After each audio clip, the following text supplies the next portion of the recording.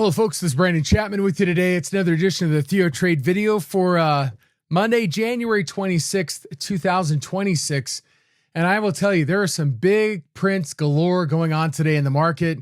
Just beneath the surface, and we see silver up almost 5%, was up 10, gold up 1.5%, really leading out the S&P 500. It's only up 0.5%. It really adds perspective to know what's going on behind the scenes. And the question is, how do you uncover the big stuff, the institutional trades that are going on just beneath the surface that, frankly, you're not going to see in a chart, right? We're not going to see any concern. Why is the S&P up today? Gold's up 1.5%. We have to account for the fact the dollar right now is getting smashed, right? We could look against the euro, for example, against the dollar. The euro is going higher against the dollar. We could look at the Aussie/USD. The Aussie's breaking out against the dollar, and even the lowly yen. I say lowly yen just because it's been a one-way street of dollar strength. The last 2 days, we've seen a major breakout in the yen. This is probably one of the biggest concerns we have for the broader market, is that the yen's a funding currency for global assets. So for example, let's look at EUR/JPY. The euro yen, we're seeing a breakout here to the downside. So the reality is that right now, while the dollar is the weakest currency out there, the strongest is the Japanese yen, and we might be on the verge of a major breakout. And since the yen is a funding currency for the rest of the market, again, this creates weakness in assets overall. But our perspectives, the S&P is up a little bit. Why? Because the dollar's down a lot, but it's not outperforming gold. Definitely not outperforming silver. So when we look at big trades, we have this picture is that the dollar may not always be a one-way street to the downside. We may actually experience some negative pressure at some point. If we look at the SPX, this down day back here on the 10th of October, this was when the carry trade first crossed the bow. The first shot across the yen carry trade bow was back on the 10th. And since that point in time, if we use that as a starting point the day before, again, since that drop right there, look where we're at today. We're only up about 3.5%, right? 3.3%. The reality is the market struggled to gain any value, and virtually all the value we've seen in terms of gains are a result of dollar weakness propping up the market. And that dollar one-way street against the dollar cannot be relied on in perpetuity. The fact that silver is going parabolic right now, it looks a lot like 2008 and oil. We're just replacing oil with silver. What's this based on? It's based on the idea that there's a decoupling, right? That people don't want to hold dollars. So what are we doing? We're selling dollars, maybe buying silver, maybe buying gold. Is the industrial for demand for silver right now that high? Well, this has been a trade all year long as tariffs have been the story. The idea is we're selling dollars and buying some metals like silver, like gold, for example. If we look at copper, how's copper doing at the moment? Copper's had a nice run since its decline back here in August, but it's now testing new highs as well. We're seeing the anti-dollar play out, but the idea that somehow the global economy can move on without the U.S. seems very misplaced, especially given the fact that a lot of global debt has to be repaid in dollars. And that's the real concern. When we start to see some degree of credit crisis, which that breakout in the end may be signaling the burgeoning crisis that's developing, that's where you're going to see the dollar strength really materialize. And that's where you're going to start to see the break in silver. Now, silver was up over 10% today. We're pulling back. And if you look at SILJ, you're saying, hey, the gap and fade. Now, this morning, I talked about a significant trade that was going on in SILJ this morning. So if I come back here, I'm going to share with you the Ghost Print Surveillance Console. This is designed to uncover the biggest option trades of today. Right now, I'm using our one-click block trade. So there's 1,586 pre-screened option prints, both sold and bought. But for our block trades, we're looking for a print greater than 1,000 contracts in one trade. And look at here towards the top, 30,000 contracts on SILJ. What are they doing? They're buying 3750 puts. Now, if I notice there's a spread tag there, so if I want to see, well, what else is going on in SILJ, there's another part of this trade, I can open it up and look at the bid price. And what I can see is that they're selling 3950 puts and buying 3750 puts, but they're buying twice as many puts. So what does this create? I'm going to share with you on the Thinkorswim platform, the Analyze tab. This is the trade that was put on this morning. 2-to-1 ratio. It's a ratio put spread. And what is this? This is a big time downside hedge. This kicks in right away and increases its potential as we get below 37 at expiration. So what do we know here about SILJ? Huge downside trade where this is going to really start to kick in at below 37. Does it mean it has to go down? No, it doesn't. But we're seeing that pressure come in, a sizable trade for not a huge product like SILJ. I mean, if we come down, we look at the option statistics, 286,000 today, that's 4 times the average. So we're averaging about 70,000 calls, and we just had we had 45,000 calls in one puts traded today. Sorry, let's go to the put side. Put side's 111, that's 4 times the average. We normally see 25,000, and in this one trade, we saw 45,000. That's a huge trade for this product and just shows that some of the downside pressure is being applied in SILJ. It's probably a hedge, but doesn't matter. It doesn't, right? This is where the pressure is. Then you look at China here, FXI. Somebody's buying 60,000 put options today. And if I click on time and sales, I'll just do a screen for 100 plus. You'll see 57,500 puts being bought today in one trade on FXI at the 39.5 strike, basically at the money. This adds to significant prints we've had in the last little over a week. Just a constant buildup here. And if we look at, for example, what the Chinese yuan is doing against the dollar, I'll just use this here. We saw a little bit of a blip here, but we're rallying again, right? So there's a big concern here. Again, this whole decoupling theory is that Chinese yuan should do better than the dollar.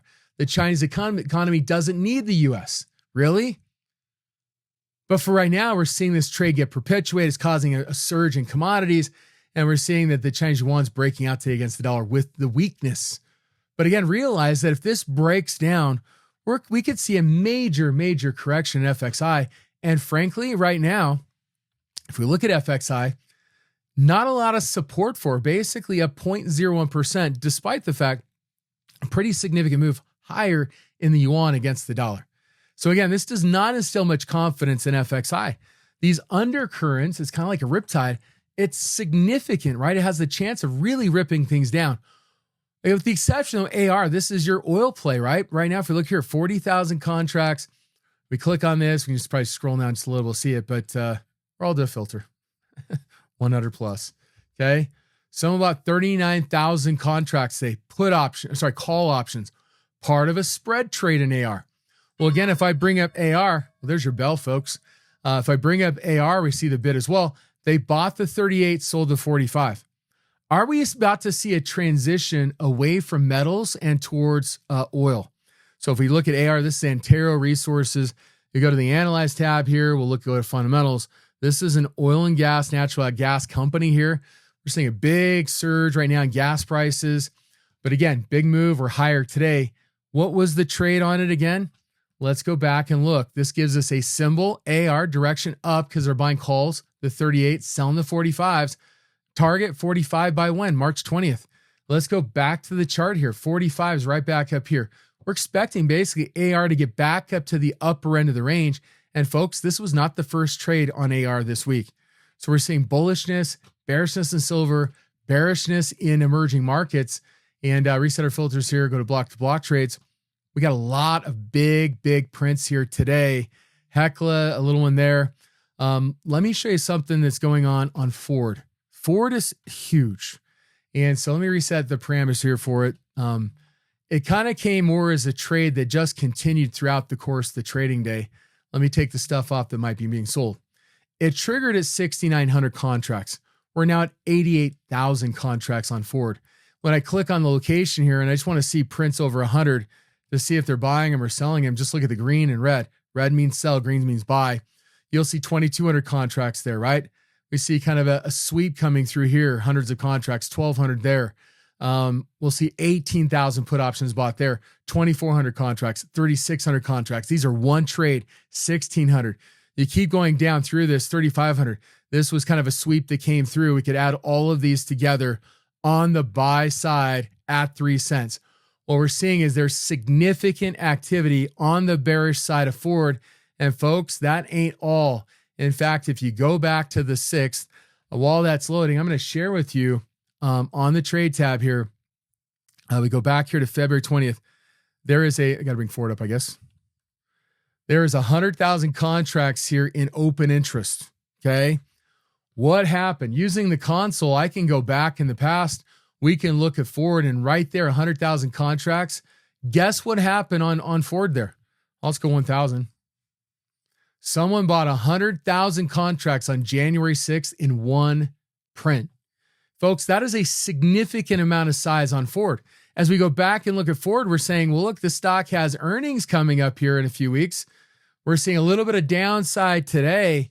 The strike price, both for this week's expiration, 88,000 contracts mostly bought, and for February 20th, 100,000 contracts bought in one trade at 13, really shows that the level right now is at 13.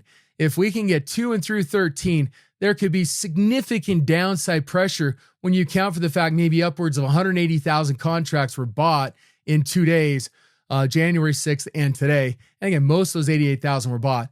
It creates huge downside pressure. We could see that leading into the earnings, or we hang out and any negativity on the earnings pushes us towards 13. We're just going to see that massive bearish interest take hold and create a gamma squeeze to the downside. All we can say with forward right now is that the big time move has to be down, and the level is 13. So just pointing that out today, it just shows that, guess what? I mean, huge downside potential in forward. NAK did break out today on some long call buying. So again, the calls help drive the price. That's a mineral trade. But I'm on January 6th. I got to flip here to the 26th. So while that loads, I can show you kind of what's going on with Thinkorswim. How do you find these kinds of opportunities? You use a console to be able to get it to you, right? As we look at statistics down here, you look at time and sales, you'll see 10,000 there, 5,000 there, but more importantly, we want to know what they're opening up. So we're trying to load all the trades for 26. Notice, what are they trading today, right? I don't care about stuff being sold. So I want to see above, below the ask, at the ask, and above. You'll see 20,000, 14,000, mostly bought at the $2.50 and $3 strike prices. So what do we know about NAK? Yes, we faded, right? We're closing right around $2.50. If we can get back above $2.50, this is where the squeeze happens. And if we can push 2 and through 3, this might carry us to $3.75. We've seen these moves happen in the past. This is how they occur on the back of significant call option activity. We have the levels at 250 and 3 that can drive it. We've got a bullish trade in NAK. We have a bearish trade in forward, and we have a bearish tenor occurring in FXI and SILJ, but bullish in AR. Folks, big time trades going on today. I hope you're able to get this level of clarity into what's going on in the market. If you don't, feel free to join with Ghost Prince, gain access to the console today.